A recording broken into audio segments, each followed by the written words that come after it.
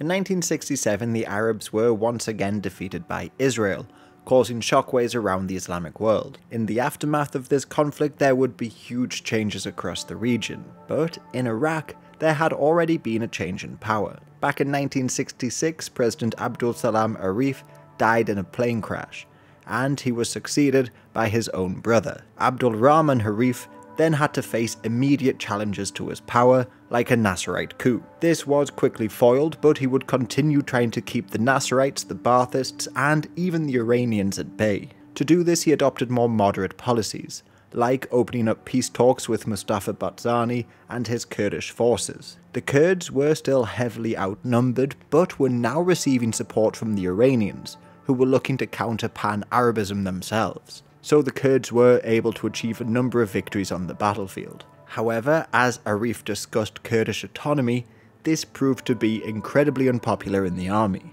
Yet at this moment, neither the Nasserites nor the Baathists were strong enough to make their move.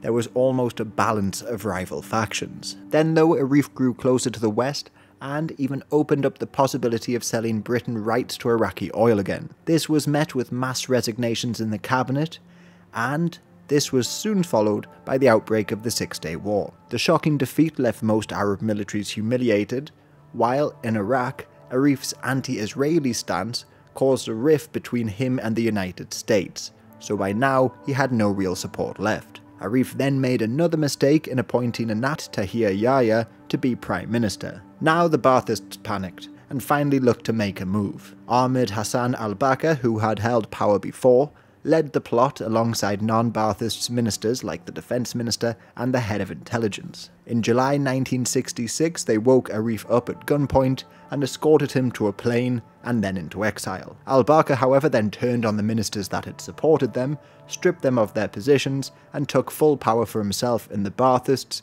including Saddam Hussein. Al-Bakr would then quickly move back into the Soviet camp.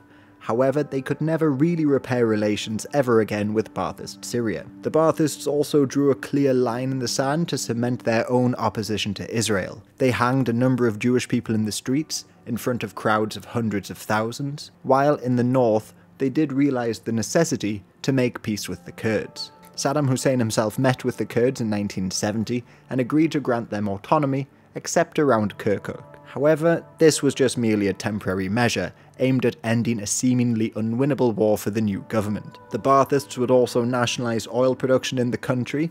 At the same time, Syria nationalised a pipeline to the Mediterranean. The Baathists had therefore scored a major victory, but just a couple months later, the Nasserites would score a victory on the other side of the Arab world. Nasser had been inspiring or funding copycat movements in nearly every country, even in Saudi Arabia. There, the Egyptians apparently had connections with officers in the military, primarily in the Air Force. They formed the Arabian Peninsula People's Union, and according to the Saudis, they were conducting a guerrilla war in Arabia at the behest of Nasser. For instance, in 1967, there were bombings at government buildings, and people were caught smuggling in arms. Their eventual goal was to fly over Riyadh, bomb Faisal and some of his princes, crushing the House of Saud.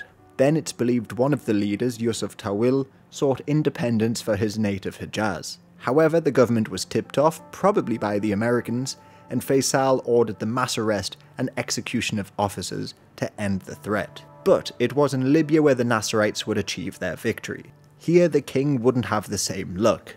King Idris was still isolated in the pan-Arab world, largely keeping himself aligned to the west. Although he had managed to unite the states of Libya to centralize power, his oil-rich nation was filling with, once again, factions all vying for power. The Nasserites, made up of a group of young officers, were based in Benghazi, and under the leadership of Muammar Gaddafi. He came from a poor rural family but was still educated, mainly by Egyptian teachers. So he listened to Egyptian news over the radio, and was filled with ideas of Arab unity and Nasserism. King Idris, meanwhile, was aging and without a son.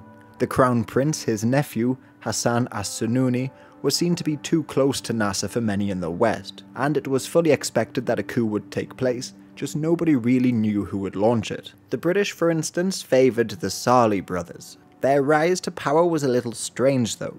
Their father had worked with Idris in the 50s, but he was killed by a member of the king's family. No real motive was found, but Idris judged this to be part of a larger plot, and even abandoned the city of Benghazi, moving to Tobruk himself, and many of the government institutions went to Tripoli.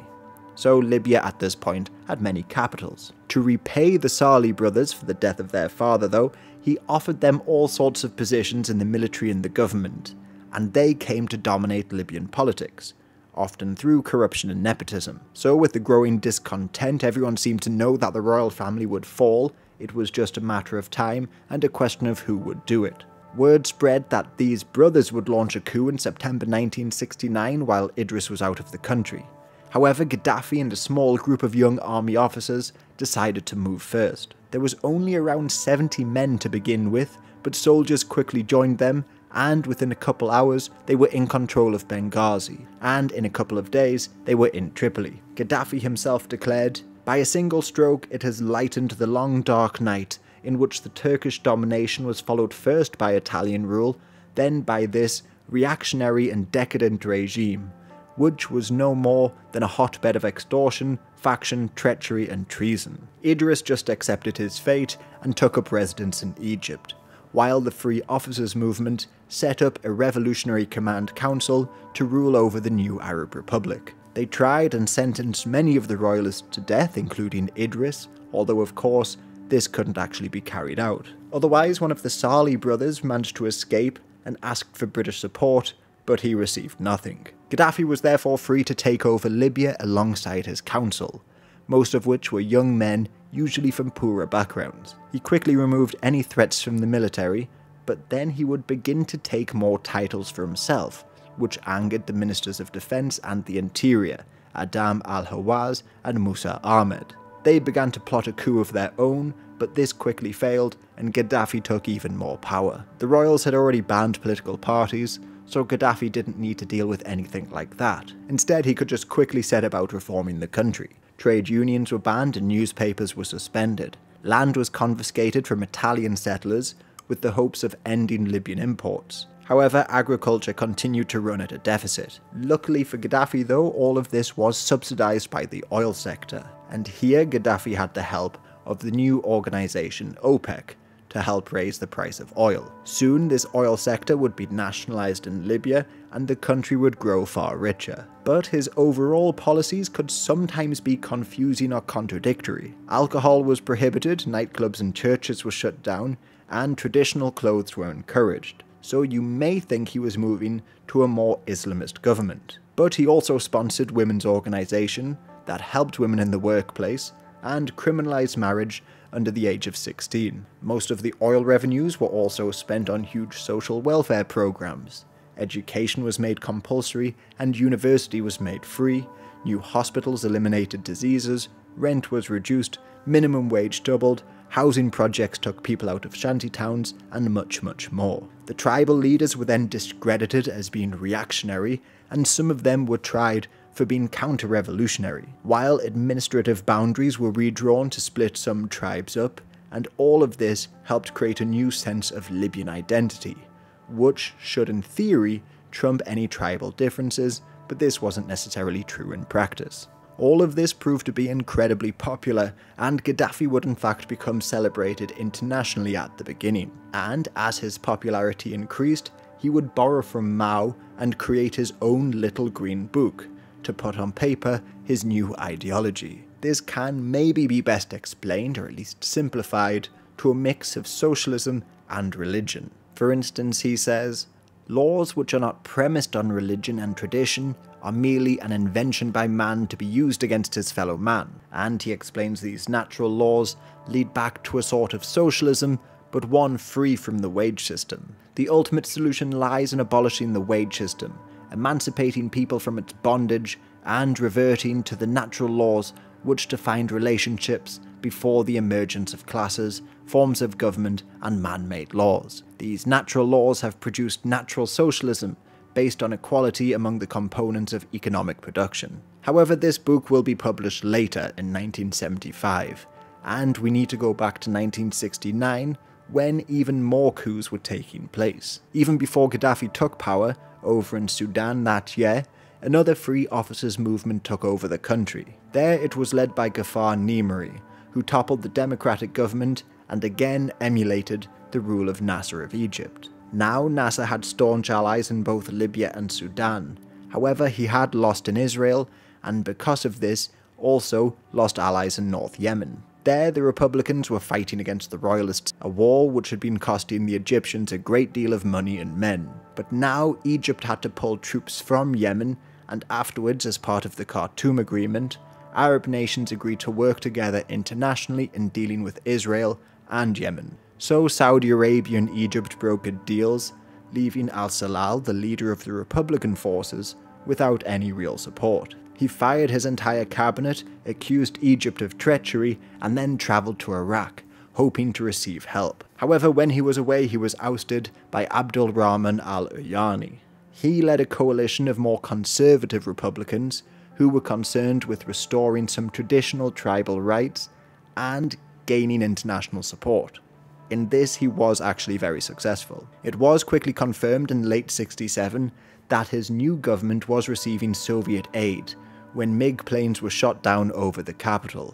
And then Soviet tanks entered the city. As they did so, the royals fled, but Prince Mohammed bin Hussein offered tribes money in exchange for their support to retake the city. 50,000 of them surrounded Sana'a and the siege began. But without Saudi aid and facing Soviet planes, they could never launch a final assault. By February '68 they were forced to retreat, and this was essentially the end of the war, although the royalists would fight on for a couple more years. Muhammad al-Badr would actually be forced to admit defeat in 1970, when even Saudi Arabia recognized the Republic of North Yemen. The new president, al-Uyani, tried to remain peace and keep support by restoring the tribe's historic rights. He even invited royalists into a broad coalition, which should have brought some stability to the country. But really, the complicated division of powers angered everyone. In a desperate attempt to prop up the war-torn republic, he grew closer to the Saudis, who provided him aid, but in return, Uyani carried out purges of leftist politicians, the same leftists that had helped him in the war. This led to many people accusing him of becoming a Saudi puppet, and this in turn would soon result in another coup, a war, and then another coup. But to understand why there was such a shift away from the left and change in Saudi attitudes to the Republic, we need to look at southern Yemen. While the royalists and Republicans were fighting in the north, the British decided to completely withdraw from Aden. They had already created the Federation of South Arabia in 1965, but the region was in chaos during the Aden emergency. Different groups like the Marxist National Liberation Front battled the British and rival nationalist groups. Their chief rival was the Front for the Liberation of Occupied South Yemen, which was backed by Nasser. However, the situation was even more complicated. For starters, some sultanates in the east refused to join the new Federation of South Arabia and remained part of the British Protectorate of South Arabia. Obviously, they feared their own position as sultans under a Nasserite or Marxist government. The British, though, were desperate to leave, however they didn't have a government to hand the nation over to. Should it be the sheikhs they signed treaties with centuries earlier, or the new growing Marxist party? In 1967, the Egyptians again had to withdraw their support to their allies in South Yemen due to the Six-Day War, and this allowed the Marxist NLF to seize the upper hand. That same year, the British relented and agreed to hand over power to the communists. British troops left Aden, and Katan al-Shabi became the new president of the new nation. The UN had assured the Eastern Sultanates of a referendum to determine their status, but before anything could be done, communist forces quickly overran them, and they were brought into the state of South Yemen. Katan now ruled over a sparsely inhabited state, with a party that only ever really had a few thousand members. And even within this party, of course, there were more divides. Katan himself favoured more gradual change, keeping many of the structures in place domestically. But then there was the leftist faction, which favoured nationalising the land, stripping the wealthy of their money, an end to tribal loyalties and more. Some of their most vocal leaders, like Abdul Fattah Ismail, were forced into exile, but still, they were more numerous than the right-wing faction. Ismail's men would actually unite with Salim Rubaya Ali, and together they would seize power from Katan in a bloodless coup, also in 1969, in an event called the Corrective Move. This finally turned South Yemen into a true Marxist state, with Salim Rubaiyat Ali as president. Women were made equal to men, child marriage and polygamy was banned, land was confiscated, and the usual communist policies were introduced. Plus, finally, they made slavery illegal across the entire country, something the British never had the authority to do. South Yemen quickly began receiving funding from other communist nations, which panicked the Saudis, who in turn decided to aid the Republic in the north, hoping they'd act as a counterbalance to the more radical Marxists. The Saudis even began arming dissidents in South Yemen, while King Faisal started work on a road to Al-Wadiya on the border, an oil-rich land which the Saudis had long claimed. Both sides moved troops to the border, and in late '69 they clashed and the Al-Wadiya War erupted. The Saudis, who were far better equipped, bombed supply lines and then moved in and quickly overwhelmed the Yemeni troops. Al-Wadiya was then firmly in Saudi hands, although clashes would continue for years afterwards. Yet, despite this defeat, the communists of South Yemen decided to lend their support to the rebels currently fighting in Dhofar in Oman. Well, I should say only some of the Dhofar rebels, because the United Dhofar Liberation Front had again broken down and international players tried to assert their own dominance over them. The communists of South Yemen helped a new Marxist group, the Popular Front for the Liberation of the Occupied Arabian Gulf. This was largely a group based out in the countryside. But there was another group formed by exiles in Iraq and funded by the Baathists, National Democratic Front for the Liberation of Oman and the Arabian Gulf. Meanwhile, the Sultan of Oman was receiving support from the Iranians, who were again looking to counter any pan-Arab victories near their nation. As the Shah himself said, just imagine that these savages should seize the other bank of the Hormuz Straits, at the mouth of the Persian Gulf. Our life depends on that, and those people at war with the Sultan are savages. They may be even worse than communists. In Muscat, the British were still largely in control of Oman's army, and they were growing tired of the paranoid rule of Sultan Sayyid bin Taimur. Under his rule, the country still remained remarkably underdeveloped. They only had around 10 kilometers of paved roads, they had high illiteracy, and a very low life expectancy. All of this pushed more people into joining the communists. The British therefore worked with the Sultan's son Qaboos in plotting to overthrow him. The palace guards offered no resistance as the British-led troops moved onto the palace in July 1970. Bin Taimur tried to flee, but was captured after shooting himself in the foot, and then was exiled. His son, now in charge, quickly set about trying to modernise the country by building the country's first secondary school and its second hospital. Electricity was even brought into many regions, but it would take a few more years to finally defeat the rebels in Dhofar. Otherwise, around this time, the Gulf region would see a great deal of change, and many nations would gain their independence. But first though, we need to go back to Egypt. Nasser was still trying to gain a victory against the Israelis with his war of attrition. Both sides fired at one another across the new borders, and in 1969 the conflict heated up when the Egyptians bombarded the new Israeli defences and sent in commandos.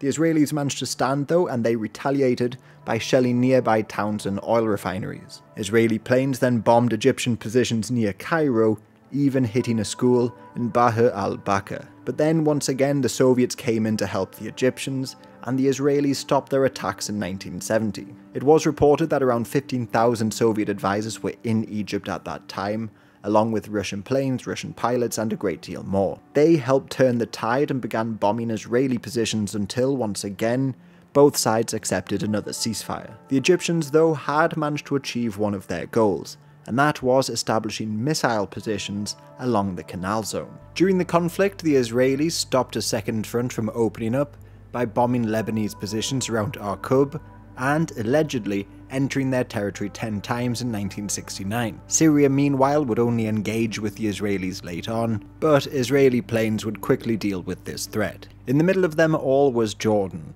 where many Palestinians continued to settle in, especially as the Israelis were stepping up their campaigns in the occupied West Bank. Like in 1968, they even attacked the Jordanian town of Karama, hoping to capture the new head of the PLO, Yasser Arafat. The Arabs, however, stood firm and shelled the Israelis, inflicting heavy casualties before they withdrew. This was a huge propaganda victory for the PLO and Arafat, and their numbers began to swell. But the PLO is just an umbrella organisation which consisted of a number of groups, each with their own different ideologies and foreign backers, so of course, factionalism remained a problem. Ahmad Shukayri, who had been blamed for starting the Six-Day War, had resigned, and this left Yasser Arafat's Fatah as the largest group in the organisation. Arafat himself had actually been born in Egypt and was very close with Nasser, so was supported by the Egyptians. He said that the group had no ideology except for the liberation of Palestine. However, there was also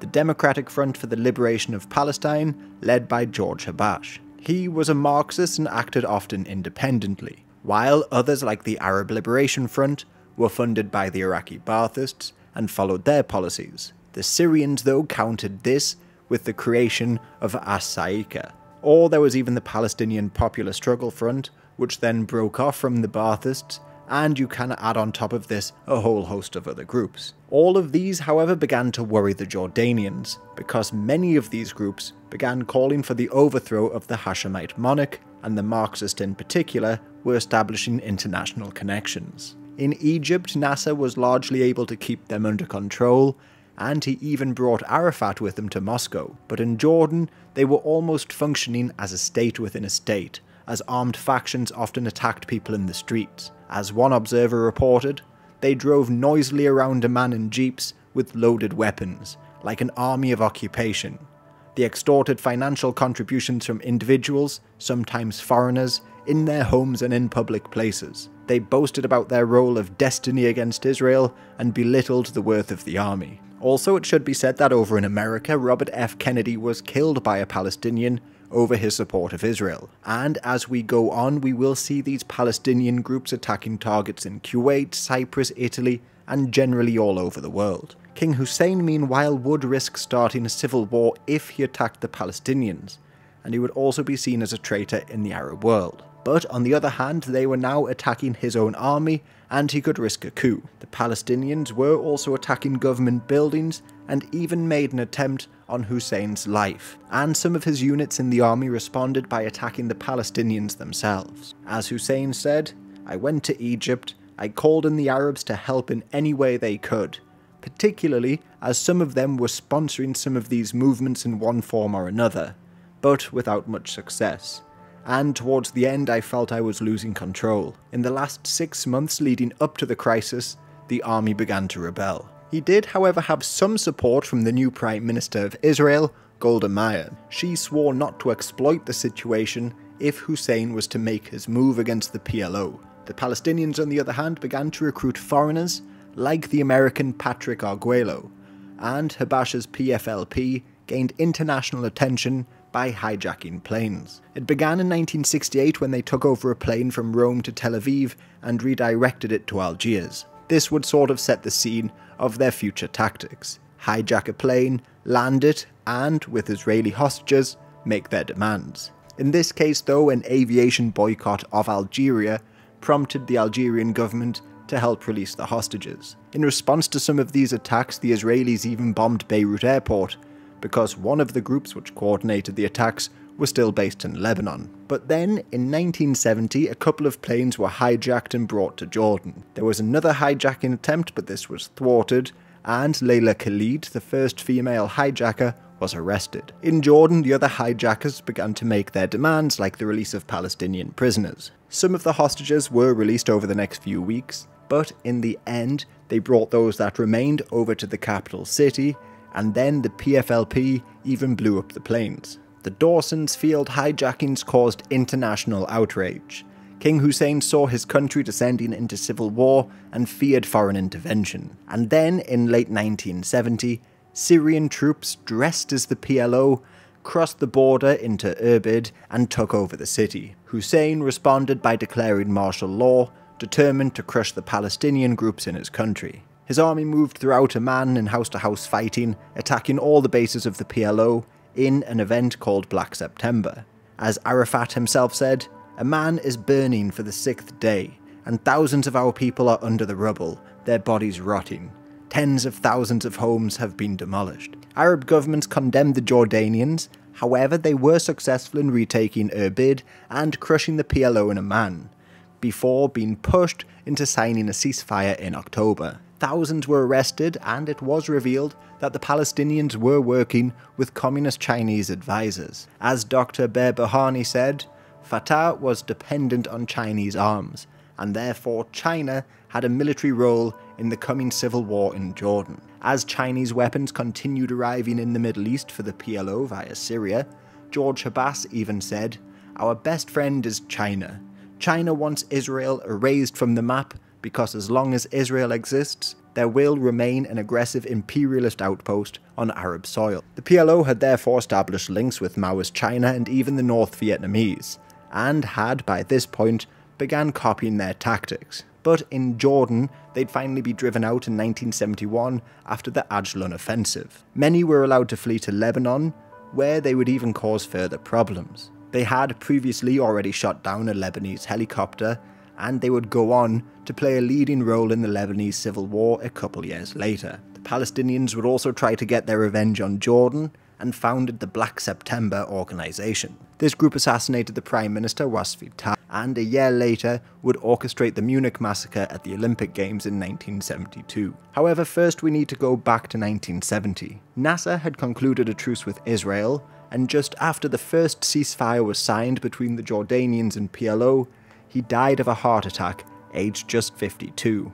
Anwar Sadat, an old Axis collaborator and Nasser's vice president, succeeded him, and initially he was mocked as a replacement. But, as Time magazine reported, Sadat, among other things, is attempting to come to grips with the kinds of domestic problems that Nasser shunted aside as he pursued his costly war with Israel and his grandiose visions of pan-Arab unity. Telephones are still tapped, and mail and cable censored in Egypt, but there have been some notable relaxations. The secret police are far less in evidence now, open criticism is being allowed again, and there have been some pointed attacks on pan-Arabism that flourished under Nasser and all but obliterated millenniums of Egyptian history. We will though come back to Sadat, as there was yet another change of power in Syria. There Salah Jadid and the Ba'athists continued to rule, but after his failed intervention in Jordan, his second-in-command began to plot against him. This was al-Assad, who did not want to support the PLO in the conflict,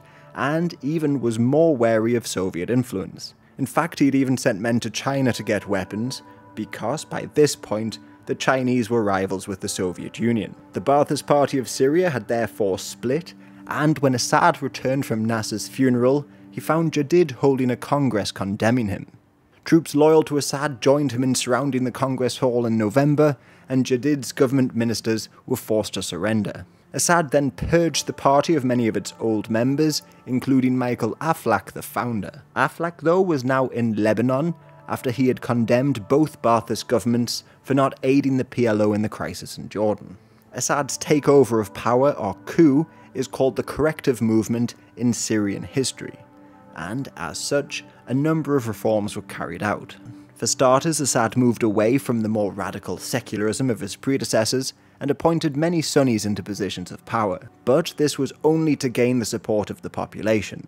In reality, his Alawite sect still controlled most of the country, and under his rule their power would only grow. Otherwise, he broke away from the more socialistic policies of Jadid and encouraged private enterprise once more. Possibly more important though, he worked to end Syria's isolation in the Arab world by opening up talks with the Egyptians and Saudis once again, after decades of rivalry. The Saudis, for instance, were happy to send him aid packages to secure their own influence. But now, finally, after numerous coups, Assad was able to hold on to power for decades. However, we need to go back to Egypt, where Sadat would also completely shift the foreign policy of his country. For starters, he was willing to discuss a final peace with the Israelis in return for their withdrawal from the Sinai Peninsula. However, these negotiations failed, and in a more dramatic turn, he ordered all Soviet advisors to leave his country. The reasons for this can be debated, but it's been put forward that the 20,000 or so Soviet men that were now in his country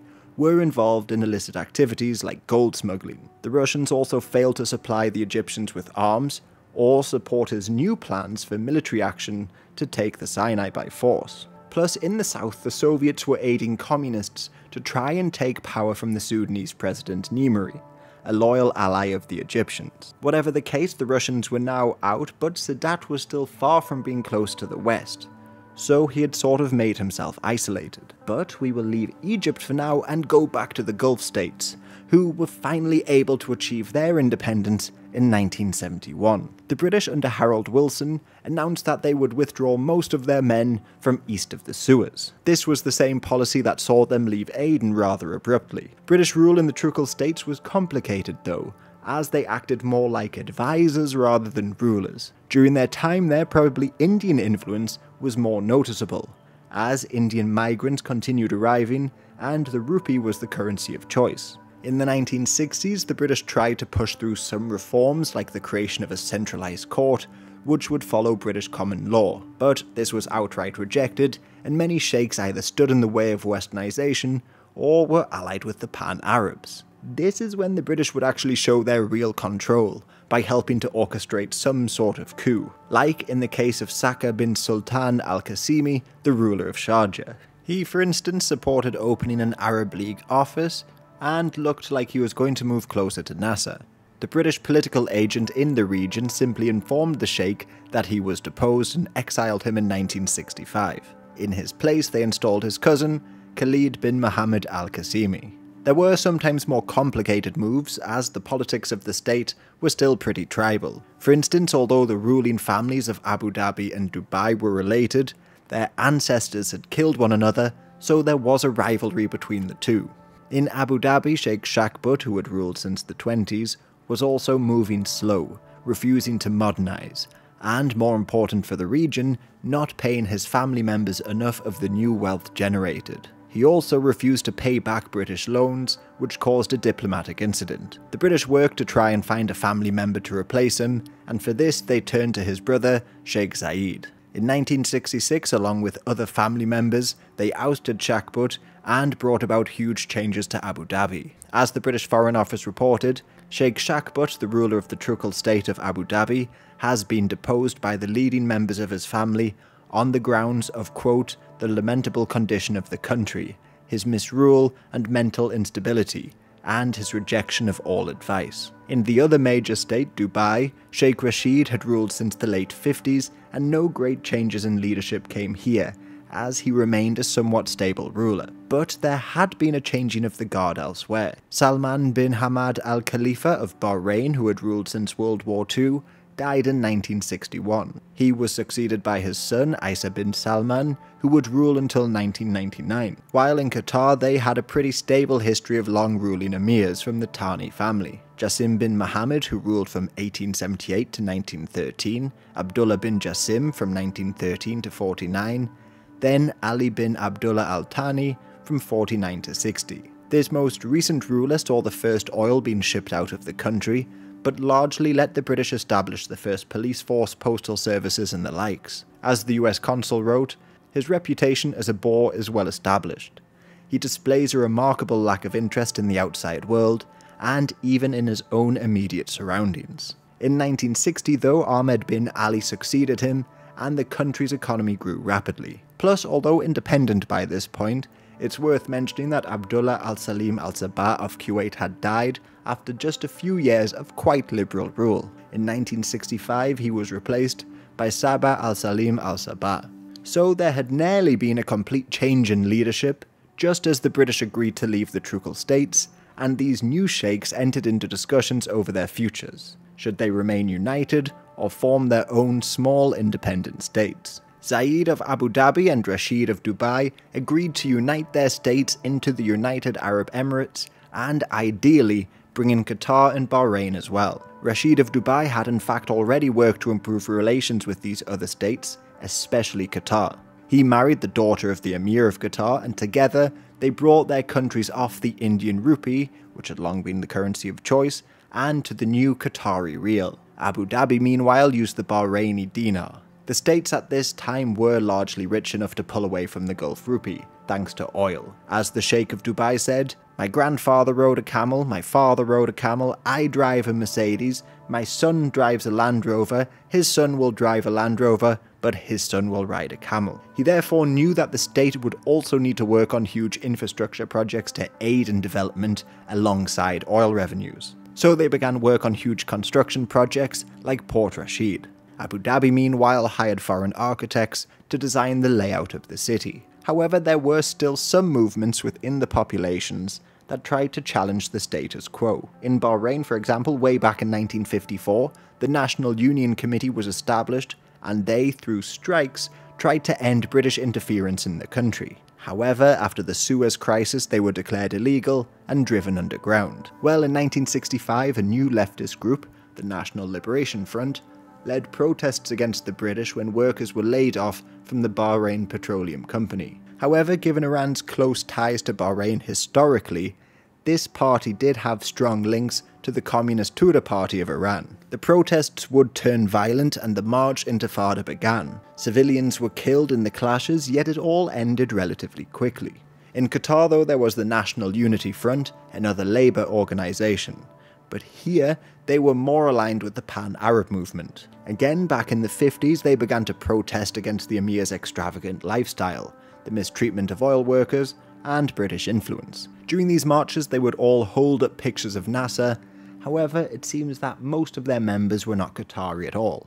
They were rather Arab exiles, mainly from Iraq and Yemen. And in the end, the emir just had most of their leaders imprisoned without a trial. Now, in the early 70s, these two nations had to decide whether or not to join Abu Dhabi and Dubai. For Bahrain, their independence was supported by the Iranians and British, who sought to gain some influence on the island. In 1970, the Iranians brought the issue to the UN, who agreed that the majority of people did not want to join a union. So, in 1971, Bahrain became independent. British naval presence in the country ended, but this was quickly replaced by the Americans, who took over a base, which became the headquarters of their naval command in the region. And given the country's stability, they soon became home to many migrants from Lebanon and beyond, many of which were middle class, and all of this helped turn the country into a bit of a financial powerhouse. They also adopted a constitution in 1973, and a limited election was held. I say limited because only 18,000 people or so voted in it. This was to elect a new National Assembly. However, as democracy was new to the country, strange alliances emerged. The leftists and the Baathists united into a people's bloc, which makes sense, but then there was the religious bloc, made up of conservative Sunnis as well as Shias. And it was all pretty short-lived anyway, and the country wouldn't have another election until 2002. In Qatar, meanwhile, Sheikh Ahmed had already been working on building up some functions of state, like government departments and ministers. In 1970, when the British were just about to withdraw, the Qataris introduced their own constitution and declared independence the following year. The Sheikh, though, wouldn't rule for long in this still traditional state. While he was away on a trip to Iran, he was deposed by his own cousin, Sheikh Khalifa Al Thani. As announced on the radio, His Excellency Sheikh Khalifa Al Thani, may God support him, has taken over the government and become Emir of the state of Qatar. No great reason was ever given for this palace coup, but it's speculated it was because Ahmed spent too much time outside of the country, or possibly because he was limiting the power of certain family members. Whatever the case, Khalifa did have the support of many in the Al Thani family, and would continue to rule until the 90s. This whole issue was even brought up in the American Senate, where it was said, "Following the February 1972 coup, Qatar is under the firm control of a traditional but enlightened emir who is moving toward modern constitutional government. It has very close relations with Saudi Arabia, and since the coup has done an excellent job of improving relations with Bahrain. The new government is pro-American and was the first of the newly independent Gulf states to post an ambassador to Washington. They would, however, never really move closer to constitutional government." So now Abu Dhabi and Dubai lost any real hope of uniting with Bahrain and Qatar, but still united with the other Emirates to form the UAE in 1971. That is, all Emirates except one, Ras Al Khaimah. Under Saka bin Mohammed Al Qasimi, they decided just to become an independent state, but in this weakened position, the Iranians decided to make a move. They claim some of the islands in the Gulf has been historically theirs since ancient times. These were just tiny islands like Abu Masa, and for that one they managed to sign an agreement with the ruler of Sharjah to agree to joint administration. But then there was the Greater and Lesser Tums. These were under the control of Ras Al Khaimah, who, left alone now, had no real defense. In November 1971, Iranian helicopters flew men first to occupy Abu Musa, with the forced consent of Sharjah, and then flew on to the Greater and Lesser Tums and engaged the tiny police force on the islands. The Iranians quickly won, deported the small population, and continue to hold the islands today. After this assault, Sheikh Saka realised that his country was not ready for independence, and he too joined the UAE in 1972. Abu Dhabi would be made the new capital city of the country, with Sheikh Zayed at the head. But to get Dubai to agree to this, he needed to make a few concessions. For starters, Sheikh Rashid would be his vice president, and he would still have a great deal of autonomy. But also, possibly more important, he ceded over contested lands, like the area around what would become Jebel Ali Port. Then there were also plans to develop a new capital city later on, along the border of the two states. But of course, nothing came of this. There were, of course, still problems within this new state, notably in Sharjah. There, Khalid still ruled after having deposed Saka with British help.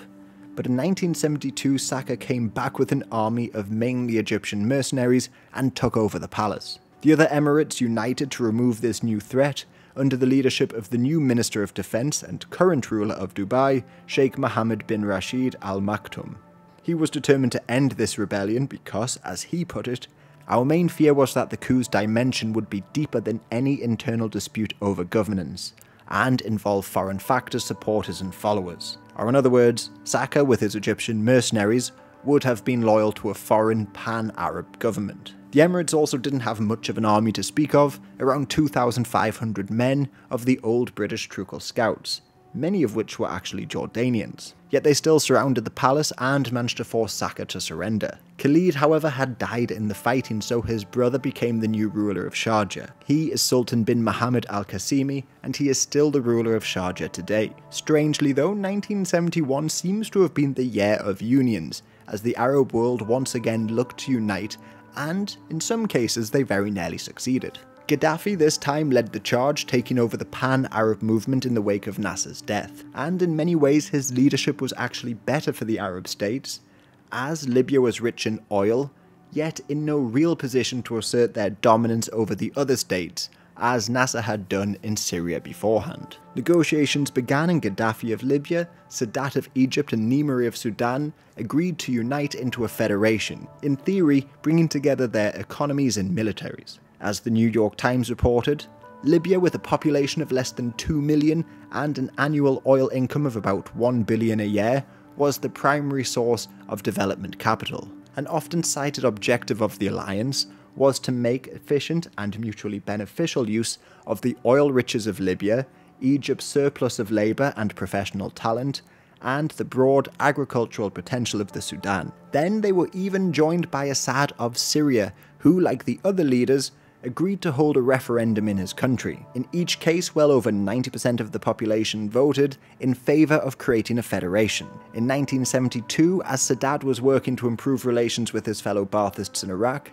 they too extended out the invitation to them as well. Now, Iraq was even more inclined to join because of yet another planned union underway. King Hussein of Jordan was, like his predecessor, looking at the option of bringing the West Bank under his full control, with the creation of the United Arab Kingdom. This would have ended the Palestinian movement, so of course it faced widespread condemnation from the PLO, and even Golda Meir of Israel condemned the plan as being an obstacle to peace. Al-Bakr of Iraq, like many other Arab leaders, viewed this as an international scheme targeted against the Arab world at large. As he said, the masses of the Arab world are looking to all of us for unified action against the reactionary plan for surrender to the Zionist enemy. So Bakr sent Saddam Hussein to meet Assad in Damascus to look to finally unite their countries within the Federation. But it appears in 1972, Sadat was just becoming a little concerned about Gaddafi's more radical policies.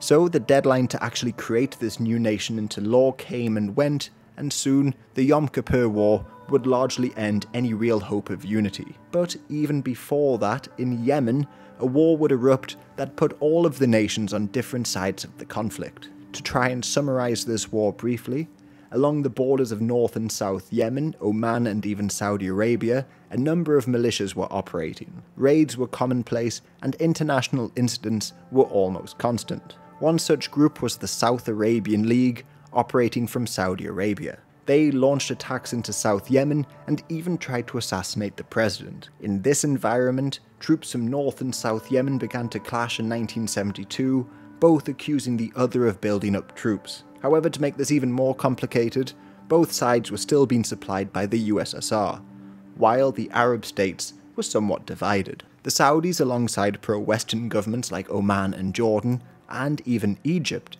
supported North Yemen, while others like Iraq joined the communists in aiding the south. Fortunately for the Arab world, Gaddafi stepped in and negotiated a quick peace, ending the First Yemeni War. At Cairo afterwards, it was agreed that steps would be made to unite the two nations, although there would be further wars and nearly 2 more decades before this would happen. Gaddafi was also remarkably busy in these first years of his rule, trying to expand his influence all over Africa. For example, in Sudan, where Nimri was still busy fighting in a long civil war. Well, in 1971, communists launched a coup and temporarily ousted the president. This would of course have threatened the Federation and indeed Arab unity. Gaddafi sent up a couple of fighter jets to intercept an airliner which a couple of the coup plotters travelled in, and sent them back to Khartoum, where they were hanged.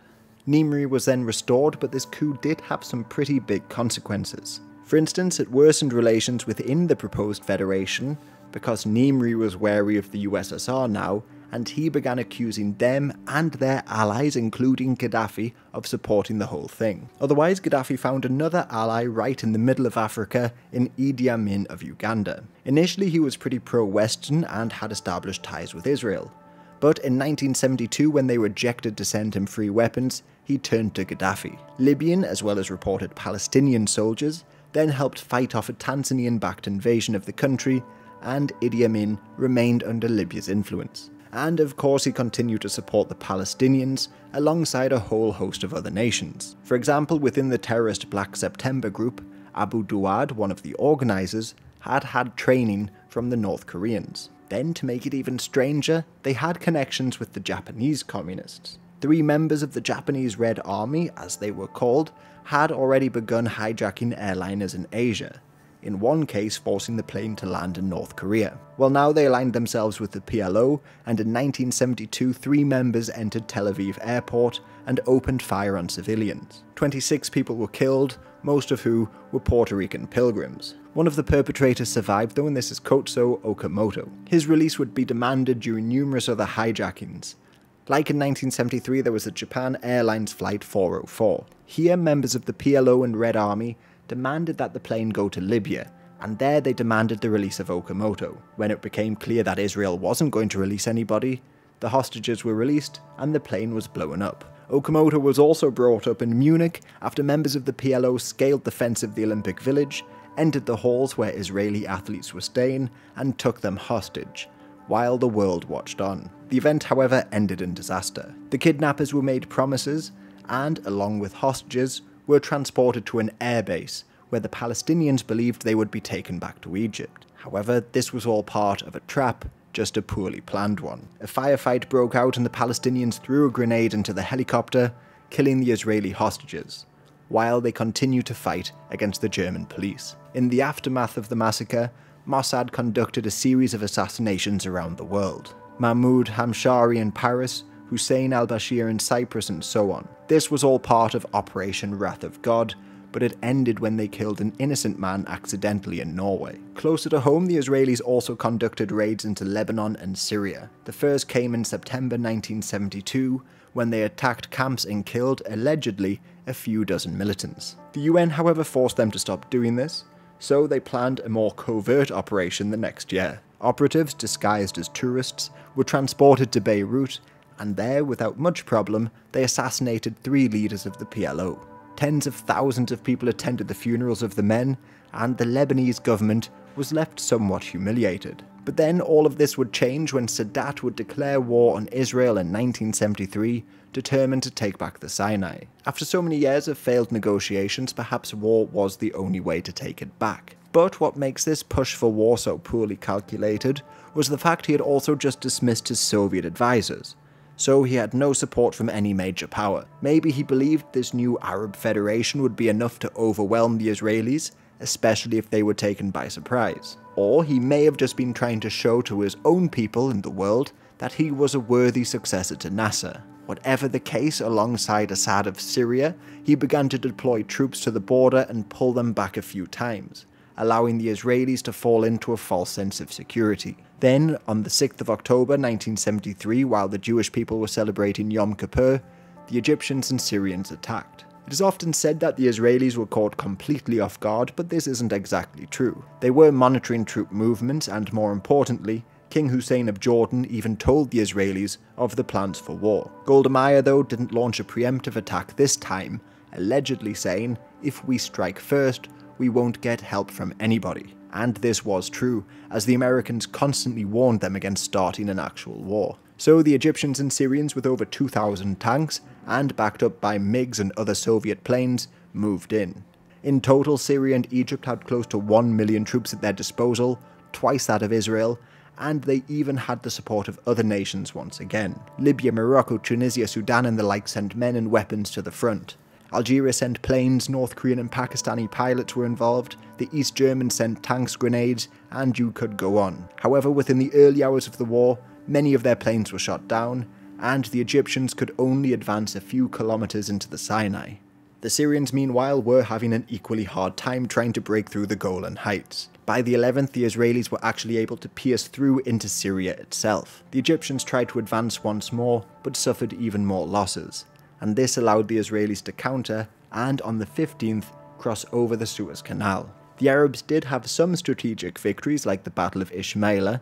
However, by and large, they were being defeated again. Israeli troops were now getting closer to Cairo, their planes bombed their bases, and they had thousands of Egyptian prisoners. Also, because the Arabs had started the war, American weapons were flooding in, and the Americans also began to arrive at sea as well. The Israelis had also defeated the Egyptian Navy in the Mediterranean, while the Egyptians cut off oil shipments in the Red Sea. But then the Soviet Navy arrived to actually support the Egyptians. By the end of the conflict in the Mediterranean Sea, there would be close to 200 vessels belonging to either the Soviets or the Americans. So, had anything gone wrong, this could have quickly escalated into a global war. However, America worked with the Soviets to quickly pass a resolution in the UN to call for another ceasefire. After less than 3 weeks, the war came to an end, although fighting did reportedly carry on along the front for a little bit afterwards. UN soldiers were sent in to set up a buffer zone between the nations, and while the world began to work out yet another peace treaty, the Arab leaders had to try and comprehend yet another defeat. The best weapon at their disposal at this time was oil, and King Faisal of Saudi Arabia led the move to embargo the Western states. He was apparently convinced of a Soviet and Jewish plot against him for some time, but now, after this war, he believed his greatest threat actually came from America. In response to this, it's alleged that Kissinger said, "It's ridiculous that the civilized world is held up by 8 million savages.